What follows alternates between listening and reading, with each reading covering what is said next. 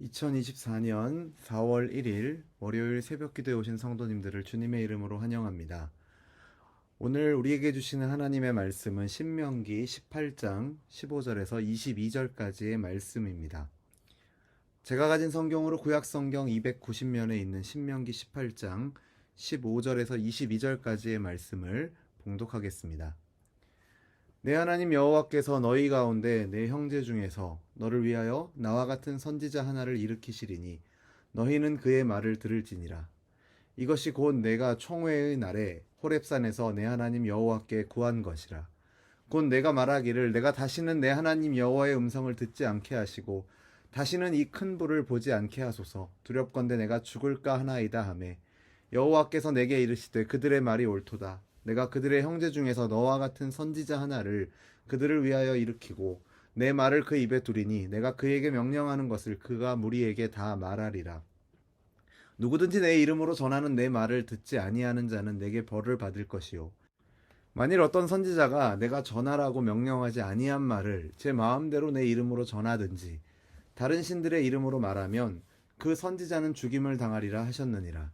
내가 마음속으로 이르기를 그 말이 여호와께서 이르신 말씀인지 우리가 어떻게 알리요 하리라. 만일 선지자가 있어 여호와의 이름으로 말한 일에 중엄도 없고 성취함도 없으면 이는 여호와께서 말씀하신 것이 아니요 그 선지자가 제 마음대로 한 말이니 너는 그를 두려워하지 말지니라. 아멘.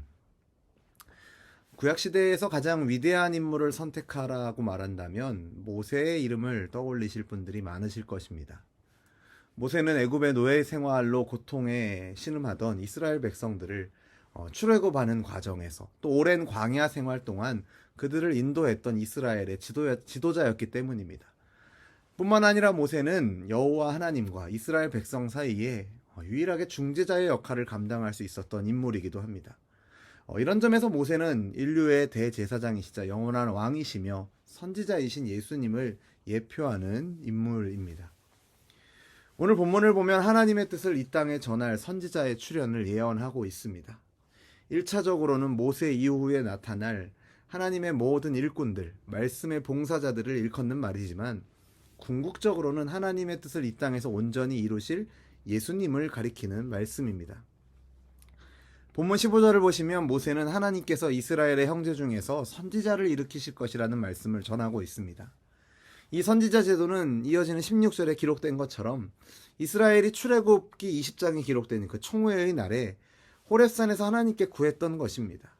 그 총회의 날에 하나님께서는 모세에게 백성에게로 가서 그들을 성결케 하고 그들로 옷을 빨고 예비하여 제3일을 기다리게 하라. 이는 제3일에 나 여호와가 온 백성의 목전에 시내산에 강림할 것이다 라고 말씀하셨습니다. 하지만 막상 여호와께서 말씀하신 대로 시내산 위에 불 가운데로 임하시자 이스라엘 백성들은 두려워하여 산에 오르지 못하고 모세에게 당신이 우리에게 말하고 하나님이 우리에게 말씀하시지 말게 해달라 이렇게 요구합니다. 그래서 결국 모세가 중간에서 여호와의 말씀을 백성들에게 전하게 된 것입니다. 죄인인 인간이 거룩하신 하나님 앞에 나아가 설 수 없었기에 나아간다면 죽임을 당할 것이 분명하기에 그들에게는 중보자가 필요했습니다. 그래서 모세는 하나님과 이스라엘 백성 사이에서 중보자의 역할을 했죠.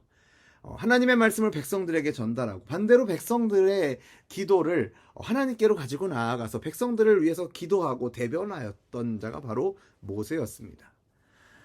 히브리서 1장의 첫 구절이 기록하고 있는 것처럼 하나님은 예전에는 모세와 같은 선지자를 세우셔서 그들을 통해 백성들에게 말씀하게 하셨습니다. 그리고 이것은 모두 장차 오실 예수님을 바라보게 하기 위한 하나님의 계획하심에 따라 이루어진 일입니다. 히브리서 1장 2절은 모든 날의 마지막에는 아들을 통해서 말씀하셨다라고 분명하게 선언하고 있습니다. 예전에는 선지자들을 세우셔서 말씀하셨지만 마지막에는 아들을 통해서 말씀하셨다라는 것이죠. 이스라엘 백성들이 모세를 통해서 하나님의 말씀을 듣고 하나님께 기도할 수 있었던 것처럼 마지막 때를 살아가는 오늘 우리에게는 온전한 중보자이시자 대언자이신 예수 그리스도가 있음을 기억하시기 바랍니다. 디모데전서 2장 5절은 분명하게 선언합니다. 하나님은 한 분이시요 또 하나님과 사람 사이의 중보도 한 분이시니 곧 사람이신 그리스도 예수라 분명하게 선언하고 있습니다. 여기서 우리가 흔히 사용하는 중보기도라는 표현도 엄밀하게 말하면 우리가 중보자가 될 수 없기 때문에 어폐가 있는 표현입니다.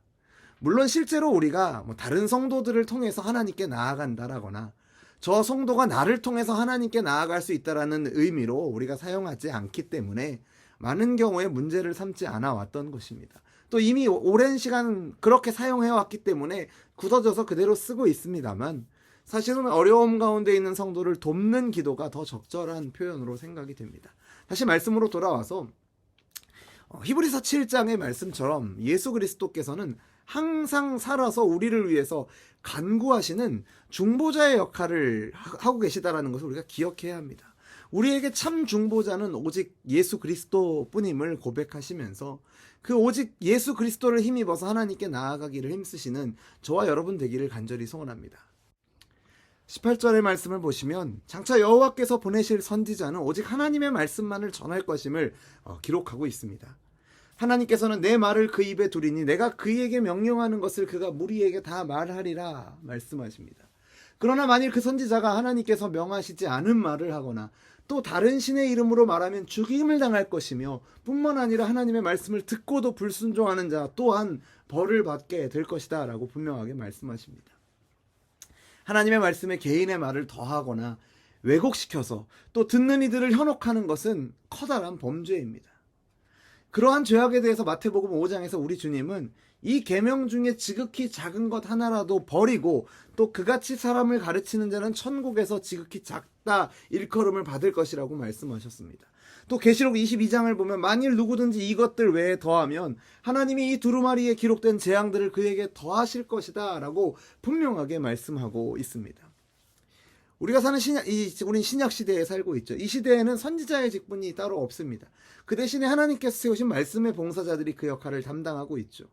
하나님의 말씀을 전하는 자들은 스스로 교만함을 경계하며 오직 하나님의 말씀만을 전하기 위해서 깨어 있어야 할 것입니다. 그리고 동시에 그 말씀을 받는 우리 성도들은 즉각 순종하며 따를 수 있는 자세가 필요한 것입니다. 먼저는 말씀의 봉사자로서 제 자신의 모습을 겸손히 돌아보아야 할 것입니다. 깨어있고 넘어지지 않도록 주의해야 할 것입니다. 날이 갈수록 세상이 악해지면서 마지막 때가 가까워지면서 거짓 선지자들이 늘어가고 있음을 보게 됩니다. 많은 이들이 하나님의 말씀을 전한다고 말하면서 자신의 이익을 위하거나 듣는 자들의 기호에 맞추기에 말씀을 왜곡시키거나 필요에 따라 가감하는 것을 어렵지 않게 보게 됩니다. 마지막 때가 가까웠다라는 반증이라 생각됩니다. 이 마지막 때를 살아가는 우리 성도들은 말씀을 들을 때 그것이 진정 하나님으로부터 오는 말씀인지 거짓 선지자가 미혹하기 위해 하는 말인지를 분별할 수 있는 은혜를 구해야 할 것입니다. 그 분별하는 기준이 내가 되어서 안 됩니다. 말씀을 통해서 성령께서 주시는 은혜로, 깨닫게 하시는 은혜로 우리가 그 말씀을 분별하면서 또 분별한 말씀에 그 말씀이 참되다면 순종하는 저와 여러분 되기를 간절히 소원합니다. 성도 여러분, 예수 그리스도께서는 이 땅에 오셔서 모세의 율법과 모든 선지자들의 예언을 성취하시고 완성하신 분이십니다. 그분은 하나님의 뜻을 어느 누구보다도 분명하게 전달해 주신 선지자 중에 선지자이십니다.